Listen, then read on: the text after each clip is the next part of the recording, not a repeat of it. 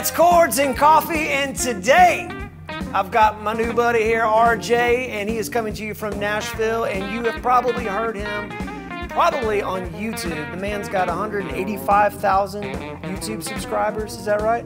I didn't know, yeah. It seems like on that. Yeah, well, I mean, hey, I look at this kind of stuff, and also has recorded and or performed with, and let me read this because I want to make sure I get this right, everybody from Ricky Martin, Santana, Tupac Shakur, Stone Sour, Stevie Wonder, and Thompson Square. RJ Ronquillo, God bless you for being on Chords and Coffee. How you feeling this morning? Thanks for having me, Nate. I appreciate it. I'm excited to be here. Well, your hair looks great. I'm going to start with that. So does yours. Thank you so much. Man, you know, I was looking, and you've done a lot of playing, but one of the things that I love about watching your videos on YouTube, first of all, you got started pretty early. I mean, I looked on there, and I think your first video was like 2008. Does that sound right? Yeah. Oh, I feel like I was checking it out yesterday myself, and I think I started my account probably around 2005 or 6, like right early on. But I wasn't really uploading anything guitar, you know, anything really other than personal stuff until about 2008, 2009, I think. Yeah, but somehow, like, it seems like you kind of had just a sense that maybe, man, that this thing might take off, because you started posting content pretty early, and here we are. And I love your content. You know, thank you. Well, yeah, and every time I watch, I feel like not only do I learn something, but it's super entertaining, it's super encouraging. And I'll give you an example. I watched here recently the episode on the string gauges that Hendrix used. Mm-hmm. And I had no idea. And I'm sure someone else has posted that, but I love the way how you actually even like did an A-B between a regular set of strings, a regular set of 10s versus what he used. And I love the one on the Barney Kessel guitar and how you compared that. That was just interesting to me, because I had seen, you actually showed a little excerpt of a video of him playing was it the ES-150 that had the Charlie Christian pickup in it? Yeah. And I always wondered what guitar that was, because he had the headstock logo. Out, yeah. Yeah, and you explained all that. So I feel like one of the things that's really cool about your channel is that not only can I learn how to play better, not only can I get really great demos where you play great, your tone is dialed in and they're informative, but also there's just a ton of guitar culture and history, which I'm grateful to have you on Chords and Coffee. And maybe that's the end of the interview. Thank you. Well, I appreciate the kind words. And, you know, those videos in particular where, you know, I kind of talk a lot and kind of the music edutainment aspect of my channel. It's kind of like when I get excited about a topic, then I'll do all my research and basically write like an essay for myself, because I get so excited about it to discuss Hendrix string gauges. I probably read somewhere on a forum about it, and I did a deep dive and researching and all this stuff, and then I tried it out myself, and then I'm like, wow, this is something I really want to share with the community. And same thing with the Barney Kessel stuff, like a lot. And it's fun for me because I get to learn about it as I'm doing the research before I make the video and stuff. So it's kind of like I'm constantly learning something new every day, whether it's guitar related or not. I'm just someone that loves to learn. Yeah, and you know what's interesting about that is I feel like you saying that sort of crystallizes this thought that I've always had suspicions about, and that is, as guitar players, we shouldn't feel ill-equipped to show someone else what we've learned, even when we've just learned it. I actually feel like a lot of times, like, so when I'm doing Chords and Coffee, there's a lot of times like where I'm going, dang, what am I going to do this week? I don't know if you ever feel that way, but like, and so you start looking around, and then you end up, coming up with something. You're like, oh, well, even though I may have just learned that, or maybe just thought about that differently, then to turn around and teach it, it actually kind of helps me own it more, right? Mm-hmm. Which is what you're saying. So with that, so could you just tell the folks like how you got started playing guitar? Maybe like, was your family musical, and just a little bit of your background about how you got into guitar. Sure. So I grew up in suburban Detroit, Michigan. I'm an 80s kid, 90s teenager. And I did grow up in a musical household. My dad was a physician by trade, but being Filipino, there's some kind of musical DNA that a lot of Filipinos have. And my dad was like, he came from a family of 7 siblings, and he was like the music guy, in that family, the eldest. And he started out with saxophone, but he learned how to pick up piano, guitar, singing, all these kinds of instruments. So growing up, we always had instruments in the house, whether it was guitars or pianos or bongos or drum sets and stuff. So, growing up as a kid, I would probably just go to each instrument and tinker around. And I started with piano. My parents signed my older sister and I up for piano lessons. I think I was 6 years old. And that was a great foundation just to know a little bit about music and, learning how to read music and figuring out how chords are constructed in harmony. And that's why I always recommend any musician learn basic piano, because it is always helpful, right? Yeah. From there, I actually switched to drums for some reason. I can't remember why. I think my parents won a drum set at an auction or something, and I started playing it poorly. And then my sister actually taught me how to play like a drum beat. So I did that. I actually took formal lessons on drums as well, but it wasn't until 9 or 10 I got interested in guitar. And it was kind of like, I had played around with my dad's guitars, but it was kind of the combination of 80s culture and like movies, like Back to the Future. I always reference Back to the Future was like the big thing. Not only for me, but I've discovered, like, people in my age group discovered Back to the Future, and they got into two things. They got into guitar playing and they got into skateboarding. And Yeah. I got into both, skateboarding first and then guitar. But, Marty McFly was my first guitar hero. And from there, I just kind of snowballed. Like, I took formal lessons at the local music store, and I progressed. I started taking jazz guitar lessons with a local teacher in Detroit, Michigan. And then I went to, guitar camps like National Guitar Summer Workshop over in Connecticut when that was happening. And, high school, got into it. And then eventually I went to college for music. I studied at the University of Miami, studied jazz guitar. And I guess I knew I wanted to be some sort of professional in the music business at an early age, probably 8th grade or something. But I didn't know if I could really hack it until I was in college. And, when you're in college, you kind of have to decide what you're going to do after you graduate. I'm like, oh man, I don't know. So it took a while to figure out what I wanted to do. But eventually I became a professional touring musician. And stop me if I'm going on too far. No, this is great. This is great. This is great. Keep going. But, I started wedding bands, cover band gigs. Eventually, I met the right people and I got onto some touring gigs, which also led to some session work, all in South Florida. From South Florida, I moved to Los Angeles. From Los Angeles, I moved to Chicago. From Chicago, I moved to Nashville, which is where I am here now. While I was touring, I got more into YouTube stuff, and I guess discovered at the time, I guess the timing was right too, but I discovered that I could make a decent living just doing YouTube. So eventually I quit the touring game altogether and just concentrated just on YouTube and content creation and all that stuff. So that's where I am now. That's interesting. You said something, and I think for the most part, most people watching this probably already realize this or have some sort of suspicion about it. But you said you were in South Florida, and eventually you met the right people. I really believe that for all musicians, but we're going to focus on guitar players here.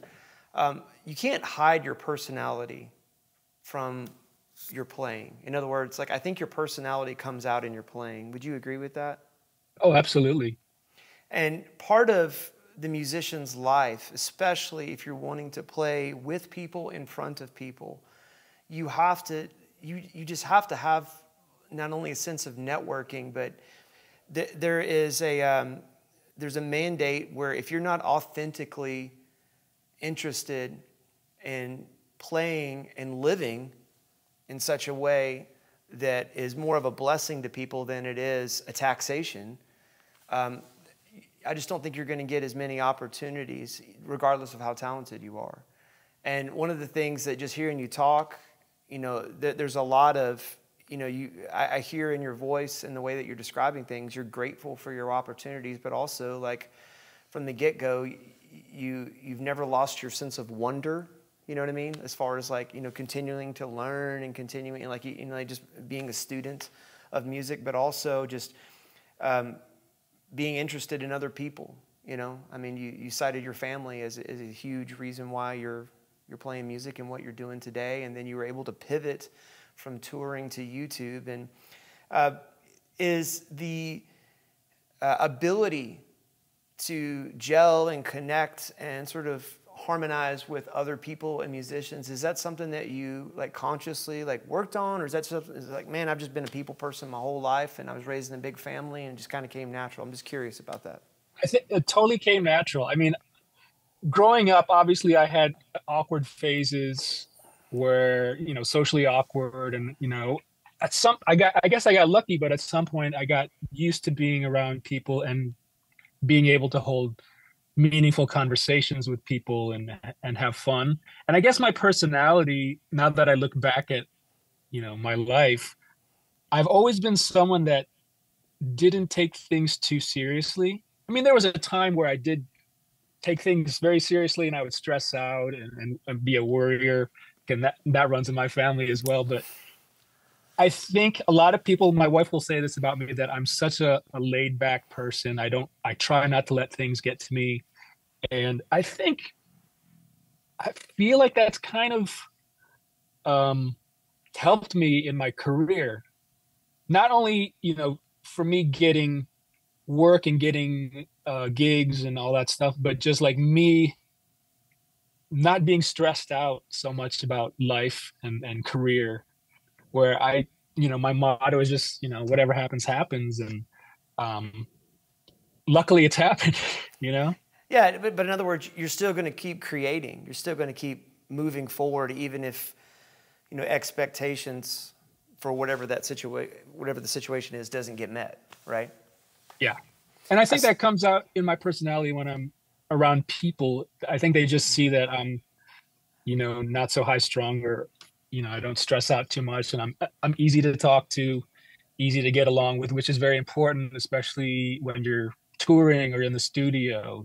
It's all about the hang and the camaraderie amongst musicians. So yeah, I had no idea that this conversation was going to go this way. And for those of you watching or just tuning in, we are literally just meeting each other for the first time, which is, it's cool to be able to get into something like this. I actually saw today, I was just scrolling through Instagram like you do, and I saw this lady. She was talking about a completely different medium, but she was essentially saying what you were just saying, is that if you place too much, if you get too serious about your art, meaning like there's so much pressure, you kind of end up killing your creative spirit, because you're not holding on loosely enough for it to be free to, express itself through you, if that makes sense. And so that's an interesting thought. It's interesting with relationships too, because, I feel like how you do anything is how you do everything. And playing music with other people, like you said, in the studio, a revelation that I had, the first, what I would call legit, serious studio recording session that I was ever a part of in Nashville, there was a moment, and I was so tense about it, and these were songs that I helped co-write, and I was so like, this has got to be great, it's got to be a #1 hit, it's got to change my life forever, and all that kind of stuff. And there was a mess up, and when that person messed up, they just laughed and like celebrated it, and it was like all of a sudden, it was just like all the tense air just went out of the room, Same thing on the bandstand. Yeah. When you mess up, laugh. I mess up all the time. I'm sure I'm going to mess up in this interview if I haven't already. Jordan, how am I doing? He just gave me a thumbs down. Anyway, there you go. I'm just kidding. Anyway, let me get back on my questions here. That was great. Thank you for going down that little journey with me. There were some nuggets in there, and I hope y'all Chords and Coffee folks caught those. You said something about your dad. When I think about, both of my parents are very supportive of my musical journey, still are. And when I think about my dad, do you have a song that when you think about your dad in music, like my dad for my whole life, would spontaneously bust out into The Streets of Laredo by Marty Robbins. Just like that just seems to be something that just resonates with him, all the time. And actually when you hear the lyrics, I'm like, Dad, are you okay? Because it's kind of an intense song. But do you have a song that comes to mind when you think about your dad? It's like something. Absolutely. What is My it? dad's signature song was a Spanish song called Bésame Mucho. Oh, yeah. I'm not sure if you're familiar with that, but Bésame mucho. Yeah, absolutely. Probably since I was a preteen, that was the song that he would always sing, karaoke, cruise ship talent shows. And when I graduated from college, we had to do a senior recital. So I snuck in a rendition of Bésame Mucho, nice. like an instrumental kind of version of it there. And I put out a record a couple of years ago with this rockabilly project that I started called RJ and the Del Guapos. And I did a version of Bésame Mucho on there too as well. Which has got some stout chords in it. Yeah, it's a beautiful song, beautiful melody, beautiful changes. So that will forever be my dad's song. That's awesome. All right, so now on you. I like to ask this of guitar playing friends, but what are 5 albums that if I were to listen to them cover to cover, and when I'm done with that, I would know something more about you? These are albums that just resonate with you so much. Like, because it just either you grew up listening to them as a kid, or it's something that just speaks to you on such a molecular level. 5 albums. Yeah, I know. I'm putting you on the spot. Welcome to Chords and Coffee. 5 albums that you would know more about me, or you could be like, oh, I hear that in my playing. Yeah, I'll give you a quick example. Both, by the way, both. Okay. But I was at we're a Taylor guitar dealer, Palen Music, and I was at a thing in Chicago with other dealers, and there's a guy, Robbie Chisum, and if he's watching this, God bless you, Robbie. Robbie works at a store, nothing to do with Palen Music Center, great store. They're up in Michigan. And I'm sitting there with Robbie, and we're just getting to meet each other, and I asked him this question that I just asked you, and one of his albums was Red-Headed Stranger by Willie Nelson, which is one of my favorite albums of all time. And when he said that, I was like, you're kidding me. And he's like, no. And so I kind of tested him. I asked him some questions, and I was like, no, sure enough, this guy's a fan. And so after that, dude, we texted the other day. We're buds. Oh, wow. You know what I mean? Because sometimes music brings that connection, especially when it's something that really resonates with you. So it's that kind of thing. And I feel like that has gotten into my playing. I mean, for you, I would guess there's got to be at least 2 Hendrix albums.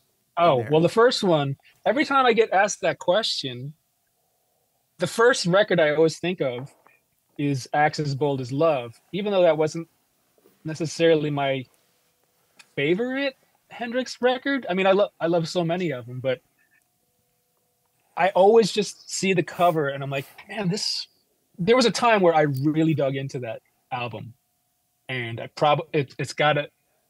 must have gotten into my DNA at some point. So I always say first off, Jimi Hendrix, Axe as Bold as Love.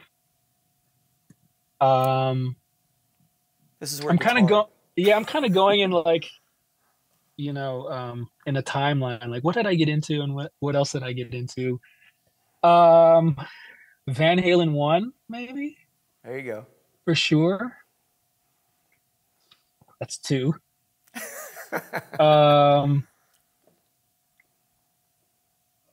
Maybe like BB King Live at the Regal.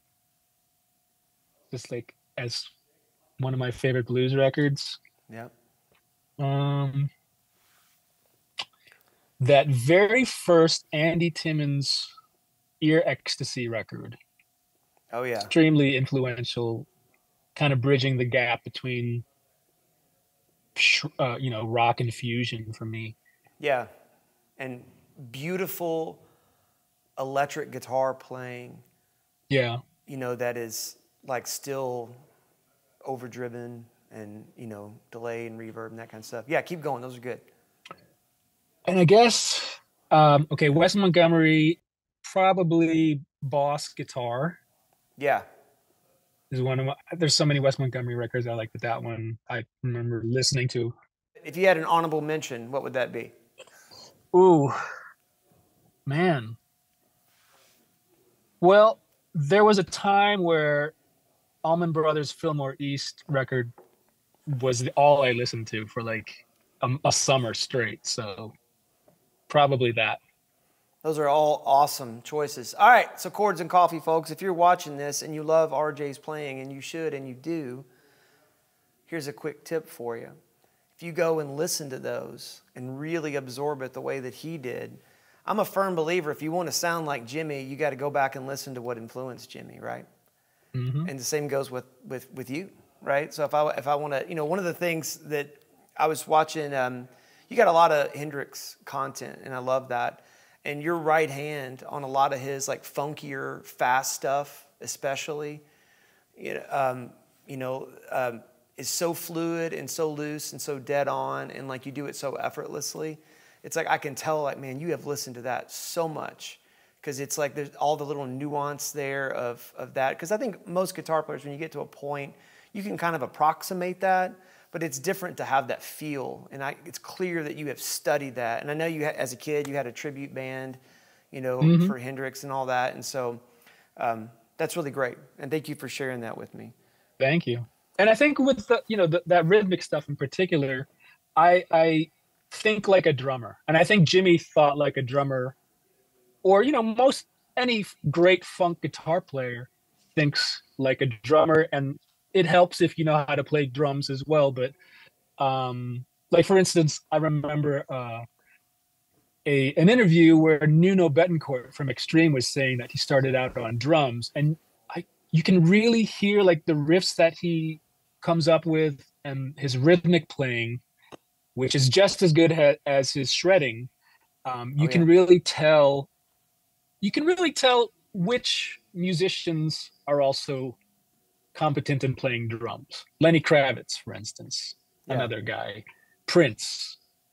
You can hear that they think like a drummer. And I think to really improve or really get into rhythm playing, you don't have to play like a drummer, but you kind of have to have that in your head when you're, what your right hand is doing.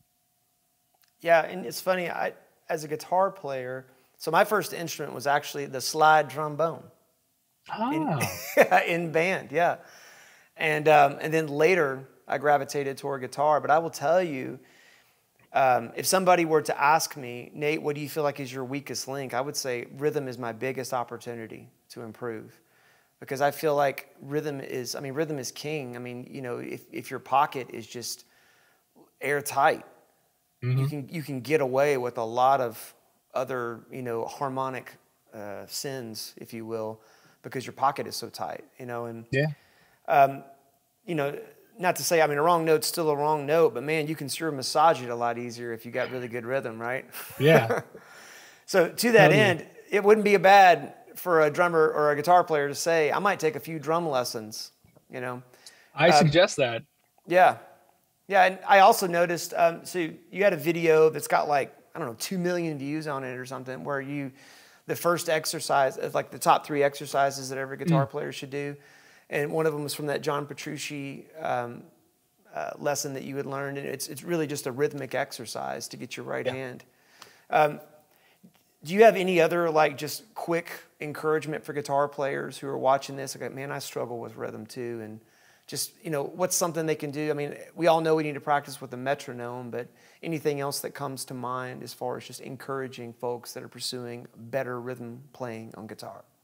Well, my first point of encouragement is always not to stress out about it. Like I said earlier, if you find yourself stressing out, sometimes, like for me, sometimes I'll just put the guitar down for a few days and not even touch it, because when I do that, I have a fresher take when I come back to it. And, 99% of the time, it's always better if I take a break. But yeah, I always tell people, don't worry, if you're struggling with a technique you're trying to learn, we all do.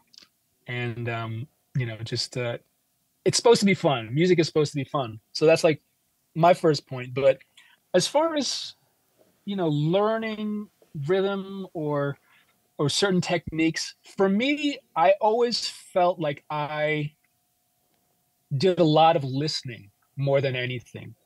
Like, without even touching a guitar, I would like fall asleep at night or just sit in my room listening to the music and records and kind of visualize them playing, or me playing it even better. If you listen to like a Hendrix record, you can either think about, him actually playing it, or you can think about you, playing it. And I feel like I did that a lot in my teenage years, and even to now, where I would just kind of almost like daydream while I listen to music and kind of visualize me playing it. And that's like, somehow it kind of gets into your system.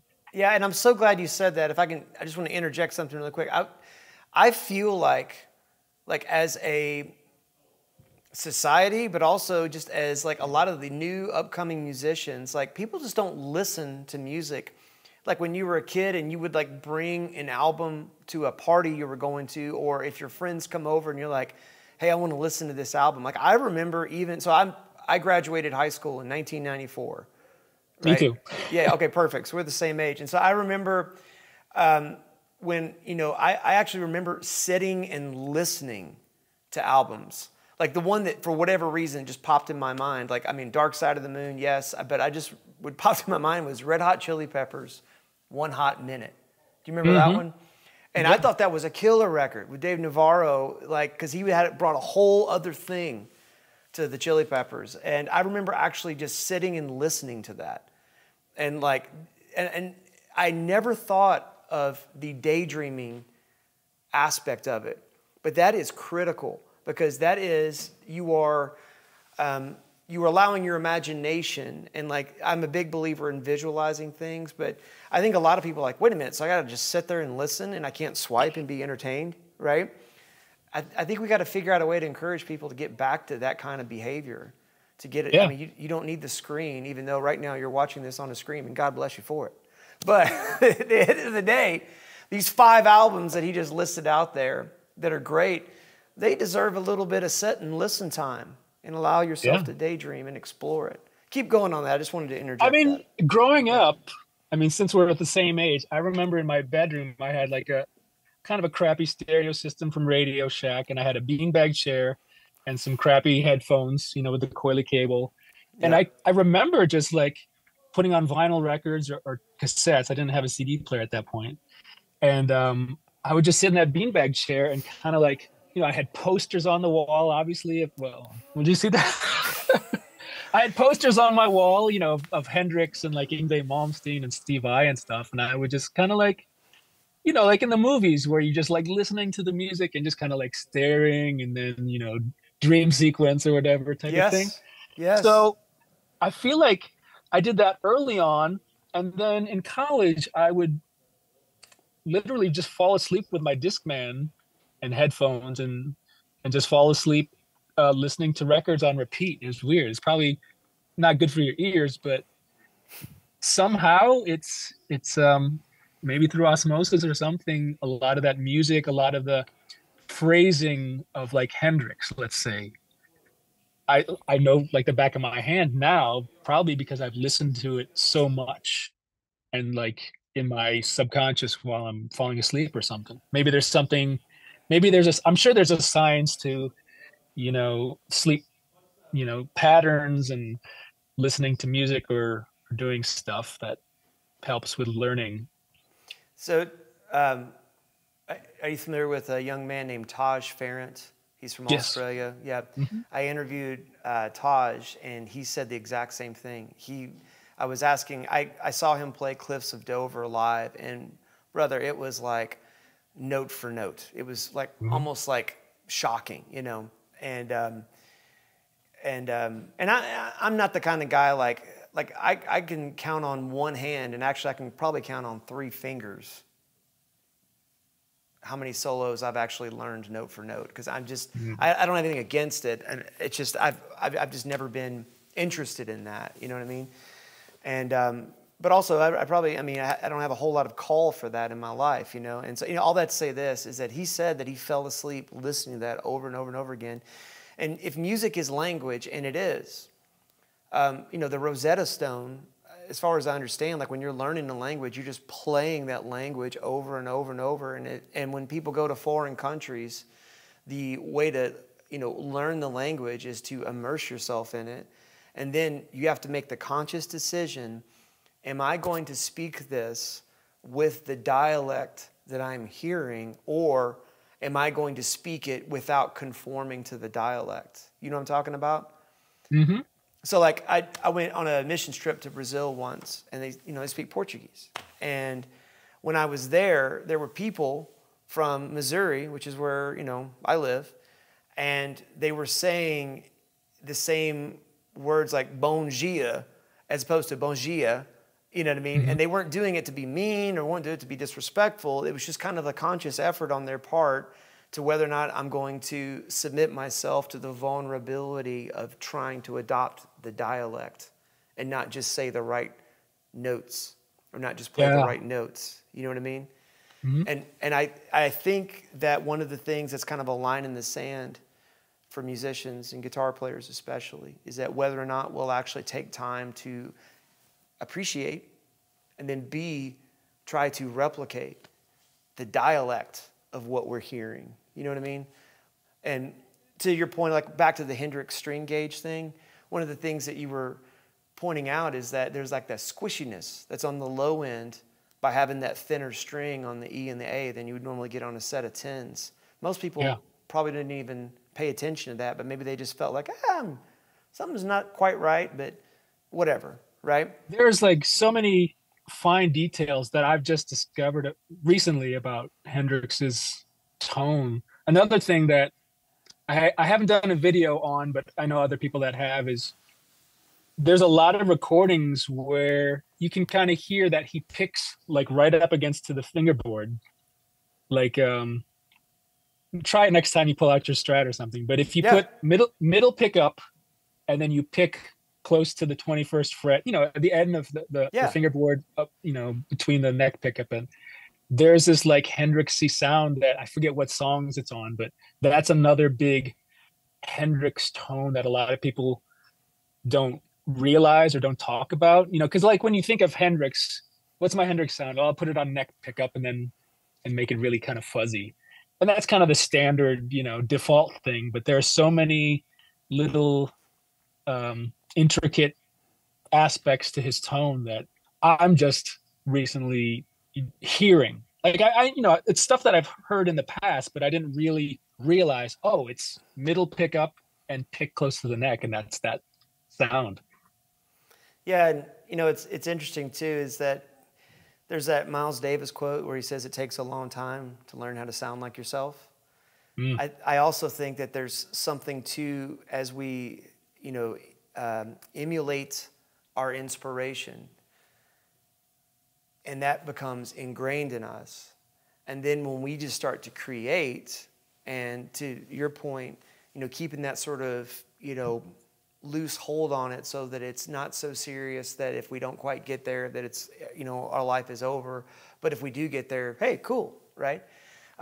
As we start to create as musicians and artists, I feel like you learn how to sound like yourself more as you kind of steal little different things. And maybe stealing's the wrong word, are inspired by all these different little things from different artists. And you've got a killer sound. You've got a great sound. And like, what's funny is like, if I just would have did like just sort of a broad stroke, it's like Hendrix, surf, rockabilly, And then, you know, there's these this jazzier kind of influence that's woven through all of that. And I think it's because you've paid attention to a lot of little things like that, like the little neck stuff. That's the wonder I was talking about, and not losing that, right? Yeah. I think we're all filters, basically, if you think about it. We've, you know, well, we'll talk about music, but with music, you kind of filter, you kind of absorb what you like, you know, listening to everything, learning particular solos or licks or whatever. And for me, I think that especially for me, I'm into so many different styles of music and so many, you know, wide range of players and whatnot. So I feel like I filter what I like, whether it's a certain lick or something, and I put that in my playing. So, for instance, you were mentioning you weren't into learning solos note for note, and I know a lot of people are like that. And for me, you know, I understand that. And what I do is I think I've learned note for note solos and kept the one lick that I liked from that solo and kind of put it in my bag of licks. And it just kind of comes out now and then. So occasionally, you know, a lot of the playing that I do is all improvised.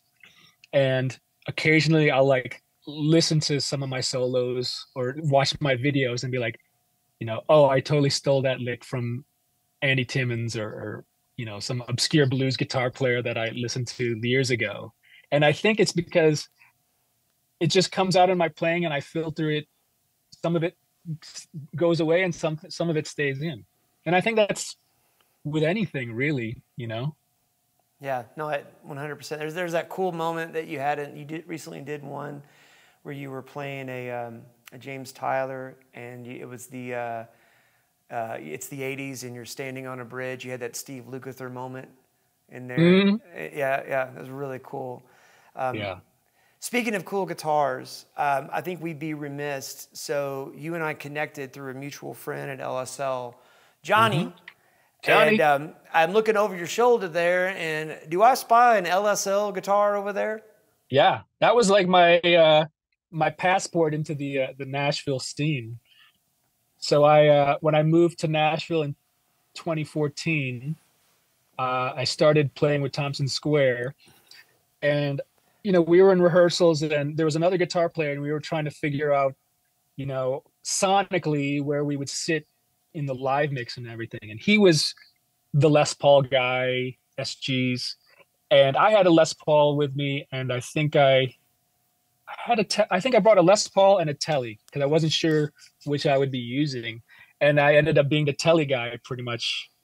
So I wanted to get another Tele, and I went to Corner Music here, and I found that one, bought it, loved it, made contact with Lance, and I guess since I think I knew Lance before that, but I think you know, that's when my relationship with LSL started.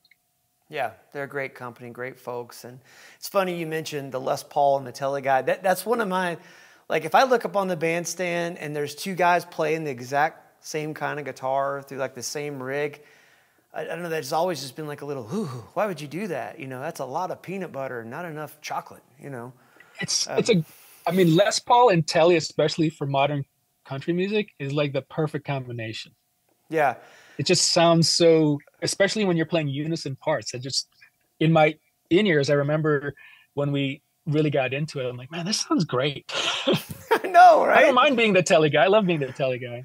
I'll tell you one exception that sort of breaks that rule, but it's also, it's a wild deal. Have you seen the Jerry Reed? It's like from 1983, Austin City Limits. I'm sure I have.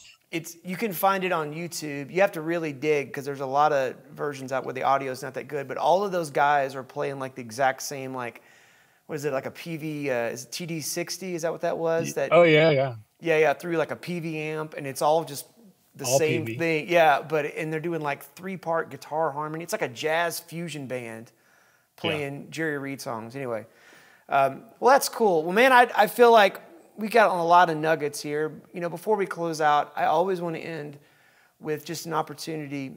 I want to give you an opportunity just to encourage folks. So right now, there's somebody watching that has worked really hard the whole life, and guitar is this wonderful release and something that they've always wanted to do. And they've just picked up guitar, and maybe even they're in their retirement years, and so they're wanting to play. They're frustrated with how long it's taken them to get to where they wanted to be, and I would love for you to have an opportunity just to encourage that person who might identify with what I just said. Well, I know very much about frustrations with like learning guitar, getting ahead in the music business and all that stuff. But I always try to remind myself that it's all about having fun, enjoying what you're doing, enjoying music, because, not to sound too hippy dippy, but music is kind of a spiritual thing for me, where it's the one thing that I can count on to always make me feel better. So like, say I'm having a stressful day. If I pick up a guitar and just start noodling, within 5 minutes, 10 minutes, I'll feel instantly better. And it's just noodling. I am probably the worst practicer. I don't know if that's a word, but I've always been known to not practice as much as my peers did. For instance, in music school, I was always the one guy that would never lock himself in a practice room until 3 a.m, trying to shed whatever I had to learn. I was always, out kind of partying or enjoying the college experience. So I always tell people that not just in music, but in life in general, it's all about the experience, the journey. You have to enjoy it. That's what I think it's all about. So with guitar playing, as long as you're having fun, you're doing the right thing. Yeah, I like that. You got to, and I frequently tell folks and remind them, like, when you learn to love the process, you'll get where it is you hope to go. Yeah. Last little bit of encouragement. There's a wide-eyed kid out there that's looking at your life and like, man, that's exactly what I want. How would you encourage that person? How would you help them to stay the course? There's a lot of distractions nowadays. A lot of distractions you and I just didn't grow up with. You know what I mean? I like to remind folks, it's like, man, I didn't have a touch screen until I was, well old enough to have gray hair. Right? So all that to say this is that it's different. It's different now, for younger folks. And also there's a lot of things pulling at you, like the allure of social media and just video games and just screen time in general. A lot of times that's a lot more distraction than you and I had to fight off to get a guitar in our hand. So how would you encourage that young person out there who wants to have a life as a professional musician? That's a really good point. It's hard to speak to that, because obviously you and I didn't grow up the way some of the younger people are growing up now with the distractions that, like you say. But I think if you're really passionate about something, it'll happen. It'll just come naturally. So as long as you have a passion for it, a passion that's not, you have a side thing of stress and worry. If you're passionate about it, and you love what you're doing and you're enjoying it, then I hate to quote George McFly, but if you can do anything if you put your mind to it, That's a good full circle moment. I love it. Yeah. That's awesome. Watch Back to the Future. That's right. Watch Back to the Future. By the way, I'm pretty sure Michael J. Fox is actually playing, especially when at the beginning when he's playing that Black Ibanez. You know what I'm talking about, like at the talent. Oh, at the tryouts. Yeah, where Huey Lewis is one of the judges. Yeah. Oh, he can play for sure. Oh yeah. No, it's great. Well, I tell you what, where should they go? Because they need to subscribe. I'm sure most of them are already, but your YouTube, Instagram, Facebook, where should they go to do all that? I'm on YouTube. I'm on Instagram. You can just do a search for me. I'm public. Those are the two main places I hang out on social media. Awesome. Well, RJ, we got a saying around here, and it goes a little something like this: we're living life the best we can with a guitar in our hand. I am so grateful that you took time out of your day to do Chords and Coffee with us. Thank you. Thanks for having me, Nate. Yep, we do this every Saturday morning, 9 a.m. Central Time. We'll see you next week. for another Chords and Coffee.